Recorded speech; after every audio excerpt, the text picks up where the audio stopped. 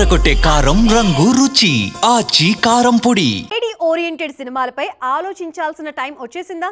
హీరోయిన్లపై budget అస్సలు work out అవ్వట్లేదా? నటించడానికి వాళ్ళు సిద్ధంగానే ఉన్నా కథల విషయంలోనే అసలు తేడా జరుగుతుందా? కనీసం పోస్టర్ ఖర్చులు రాలేనంతగా ఫీమేల్ ఓరియంటెడ్ సినిమాలు ఎందుకు చేతులెత్తేస్తున్నాయి? అసలేంటి మ్యాటర్? లేడీ ఓరియంటెడ్ సినిమాలు వరుసగా వస్తూనే ఉన్నాయి కానీ అందులో ఏడాదికి ఒక్కటి కూడా వర్కౌట్ అవ్వట్లేదు. అప్పుడెప్పుడో అరుంధతి, తర్వాత భాగమతి, కొన్నాళ్లకు మహానటి. గత దశాబ్దంలో బాగా గుర్తున్న లేడీ ఓరియంటెడ్ సినిమాలివే. ఏడాదికి కనీసం 20 ఫీమేల్ సెంట్రిక్ సినిమాలు వస్తున్నా కనీసం 1% సక్సెస్ రావట్లేదు. ఎక్కడి వరకు ఎందుకు 2025నే తీసుకుందాం. ఈ ఏడాది లేడీ ఓరియంటెడ్ సినిమాలు, అందులోనూ స్టార్ హీరోయిన్లు నటించిన సినిమాలే చాలా వచ్చాయి. మొన్నటికి మొన్న Keerthy Suresh revolver Rita cinema వచ్చింది. కానీ అది వచ్చిన విషయం కూడా ఆడియన్స్కు ఐడియా లేదు.